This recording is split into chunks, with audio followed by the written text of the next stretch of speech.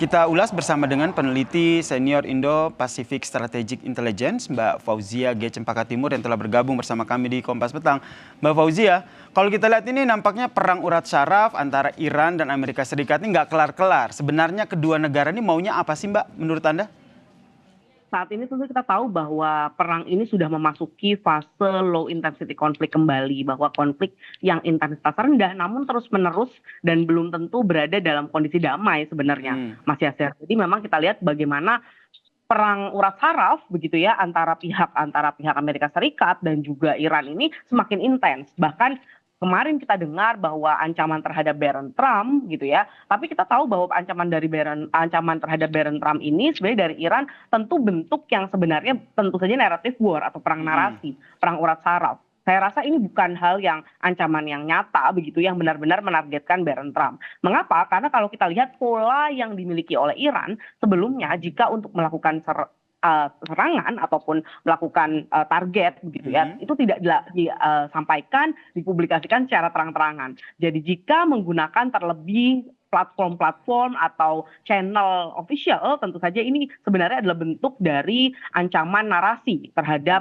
Amerika Serikat sendiri, bahwa Iran sendiri mengkonsiderasi atau memasukkan pertimbangan untuk menargetkan Barron Trump. Meskipun di sini tentu saja dari respon yang diberikan oleh Amerika Serikat, dari Secret Service menyatakan bahwa ini bahkan tidak direspon dengan menaikkan threat level, sehingga tidak ada protective action yang berlebihan terhadap Barron Trump. Jadi menurut Anda perang urat saraf ini hanya akan terjadi seperti itu saja, tapi Anda membacanya bagaimana? Karena di saat perang urat saraf ini terus dilakukan kedua belah pihak, ada juga perang ekonomi yang juga dilakukan oleh kedua belah pihak.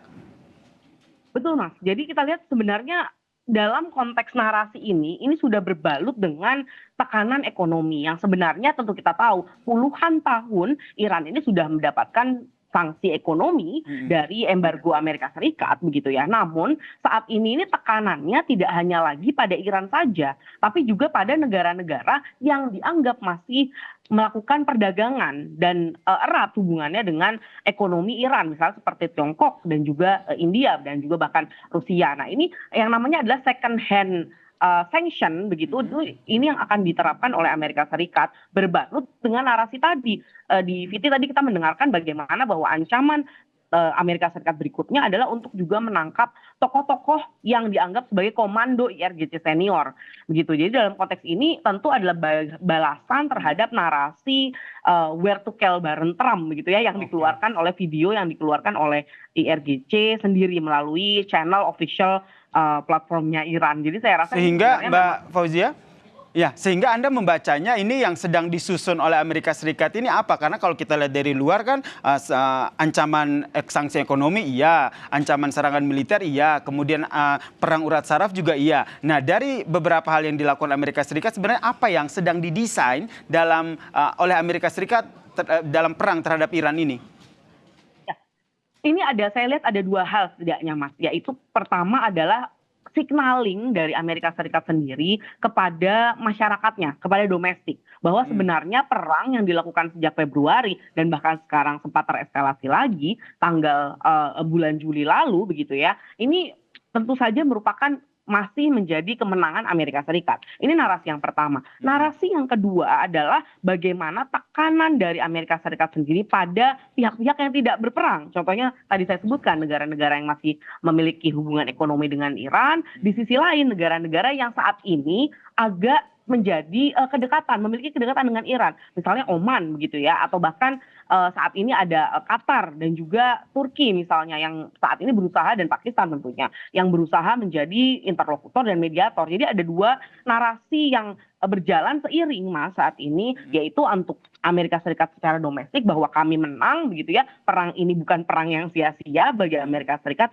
Di sisi lain terhadap negara-negara yang tentu saja tidak ingin melibatkan diri, namun memiliki sebenarnya kedekatan dengan Amerika Serikat dan juga Iran. Misalnya tadi saya sebutkan Oman untuk dengan Amerika Serikat, atau Iran dengan Tiongkok misalnya dalam konteks ekonomi. Ini pressure ini dilakukan seiring, tidak hanya untuk Iran saja, tapi juga untuk negara-negara yang tadi saya Oke. sebutkan, Mas. Karena kalau kita lihat dari sisi Iran sendiri selalu bersikap defensif begitu. Apa yang dilakukan oleh Amerika Serikat itu yang dibalasnya oleh Iran begitu. Nah, pertanyaan selanjutnya adalah sebenarnya dari Amerika Serikat sendiri ada analis yang menyatakan bahwa sebenarnya perang urat syaraf dan juga perang sanksi ekonomi ini dilakukan oleh Amerika Serikat untuk menghindari perang militer karena biaya perang yang begitu banyak dan juga memang kesiapan militer Amerika Serikat yang nampaknya sudah mulai menurun. Analisa Anda soal itu sama atau berbeda? Ada dua indikator, Mas, yang saya rasa sebenarnya sejalan dengan pendapat itu. Yang pertama adalah bagaimana jumlah interceptor yang dimiliki oleh Amerika Serikat yang sebagian besar berada di Israel memang sangat rendah. Begitu, Mas, jumlahnya sangat rendah dibandingkan dengan serangan pertama di era Februari, begitu ya, di periode Februari. Yang kedua adalah bagaimana saat ini Israel sampai sekarang masih belum dilibatkan dalam eskalasi bulan Juli Agustus ini. Yang artinya memang jumlah misil dan juga jumlah interceptor yang dimiliki oleh Amerika Serikat di negara Teluk maupun Israel tidak cukup tinggi untuk nanti menangkis serangan balasan yang tadi Mas Faisal sebutkan terukur dari Iran. Jadi ini dua indikator. Terlebih saat ini ada muncul indikator ketiga, Mas, yang mungkin baru-baru saja terjadi adalah bagaimana beberapa diplomat serta anggota di kedutaan besar Amerika Serikat di negara-negara Teluk ini mulai dikembalikan, Mas. Jadi beberapa sudah mulai diberikan surat untuk kembali ke stationnya. Jadi sebenarnya menunjukkan bagaimana memang salah satu opsi militer itu tidak menjadi pilihan bagi Amerika Serikat atas tiga alasan tadi. Sehingga karena kalau kita baca dari Iran sendiri memang juga melakukan ancaman perang urat syaraf begitu, termaksud ingin menangkap atau memburu anak Donald Trump. Kalau Anda lihat ancaman yang disampaikan Trump ini, emang intelijennya Iran emang mampu untuk mencapai hal itu? Tentu kalau tadi saya sampaikan memang di awal ya, Mas, ya, memang kalau Iran sendiri memang berniat secara serius untuk menargetkan Barron Trump, saya rasa memang tidak akan dipublikasi secara terang-terangan begitu ya, dengan bagaimana menangkap dan lain sebagainya. Yang namanya intelijen kalau ditampilkan ke publik itu sebenarnya bukan intelijen, Mas. Itu sebenarnya upaya memberikan deterensi agar lawannya takut begitu ya, bahwa jadi Anda membacanya ini hanya sebatas perang urat syaraf ya antara Amerika Serikat dan juga Iran gitu. Kalau dari sisi Amerika Serikat seperti Anda jalan. Nah, dari sisi Irannya sendiri Anda melihatnya seperti apa? Terakhir nih, karena kita lihat ini negosiasi ataupun merangkul negara-negara yang juga bekerja sama dengan Iran juga terus dilakukan.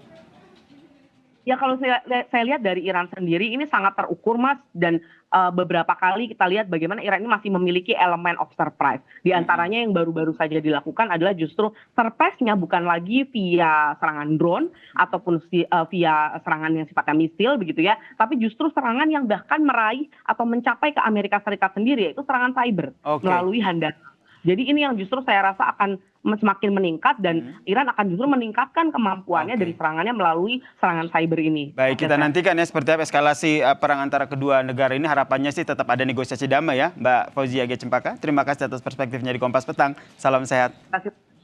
Salam sehat.